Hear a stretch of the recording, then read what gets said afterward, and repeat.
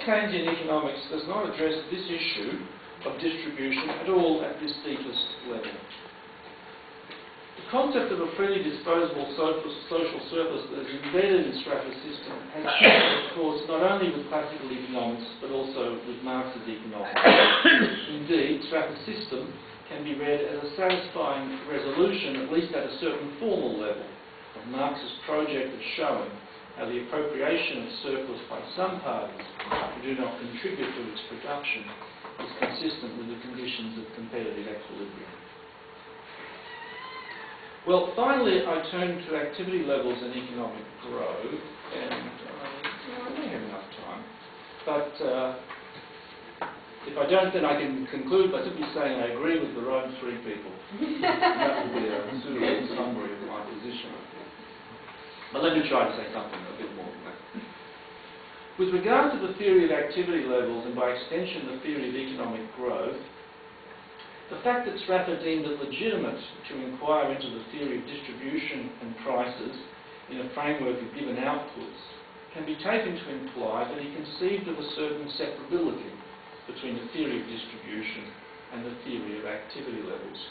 In any case, it is very widely accepted among economists working in the framework of Straffer's system that for a theory of activity levels and growth, complementary to his approach to distribution and prices, one should look to the effective demand approach of Keynes and Koletsky.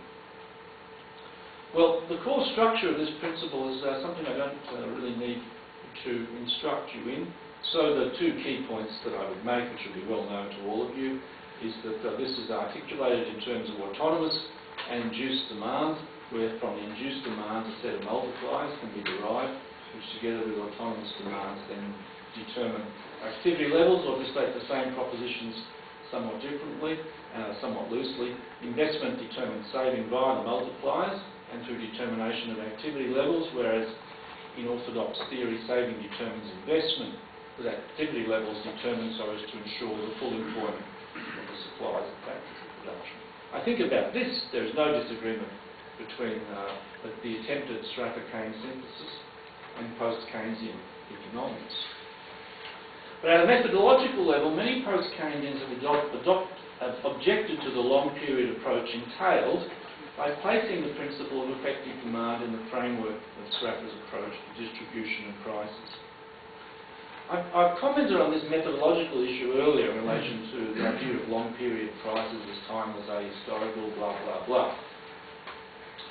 I only need to add here that synthesising Straffer and Keynes amounts to nothing more or less than demonstrating that the principle of effective demand can be given coherent expression for a world in which free competition is operative and fully works itself out, but in the framework of a surplus approach to distribution. What is so objectionable about that? And Keynes proposed something closely akin to this himself, though obviously absent the surplus approach to distribution, and this gets him into trouble and so on. As I argued earlier, even if the economic world which we wish to theorise is not a world of free competition, in both a world of limited but still operative competition, or even of no competition whatsoever, one should still wish to theorise profits in terms of rates of return on capital. This being so, one is obliged to have recourse to a price theory essentially along the lines of Straffer's system, even if the differential, normal or equilibrium profit rates. Now, I must have a 3 minutes or something, yeah? Okay. Let me just indicate the issues that I would have commented on if I had an extra 10, probably. So the two issues is whether autonomous demand is a concept applicable in the framework of long period equilibrium, and then secondly, the question of the Rome 3 question, I suppose, really, the central Rome 3 question.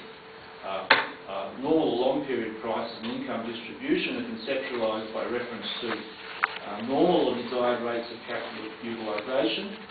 Does this therefore lead to the conclusion that the theory of output should also be articulated in this framework? And must it be? I don't think it has to be, for reasons that have been sketched by others at this conference. And I've been inclined to accept the view that it should not be, and that steady state growth is not a framework within which one can usefully articulate a demand-led approach to activity levels. I suppose the two substantive points that I would particularly want to add is on the question of autonomous demands. It seems to me that so long as demands are unleashed from current income, then this suffices for the autonomy required for the principle of effective demand. But I'm not sure if there's agreement about that. So the fact that demands might be partly a function of expectations of future activity levels, I don't think compromises the sort of autonomy required for the principle of effective demand. And then I add, which I might conclude with, and then I'll stop. One final thought, pursuing this idea of autonomous demand. It's clearly possible for particular sectors of the economy for a time to play the role of generating the autonomous demand growth by recourse to external finance or variations in current saving behaviour, which in turn drives actual output growth, consistent with respecting intertemporal budget constraints facing those sectors. Those intertemporal budget constraints might mean only that no single sector could play that role of driving autonomous demand growth indefinitely, could not play that role indefinitely.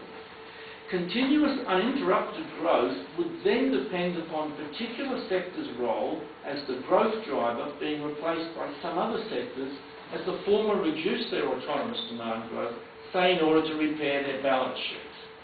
After all, in a real sense, what has happened in the run-up to the GFC and subsequently is that the household sector, particularly the US household sector, has withdrawn as a driver of growth to be replaced at least partly and for a time by the public sectors of some economies. One could respond that this conception would make continuous growth a mere fluke. But is not this continuous growth exactly our experience of actual growth with cyclical characteristics? In any case, these kinds of dynamics with particular sectors' autonomous demand growth only temporarily driving growth, but all the sectors together perhaps enabling something like continuous growth, amount to a messy sort of growth theory. But if sustained growth of effective demand in decentralised economies is a messy and contingent business in reality, then it is not necessarily to be regretted that the theory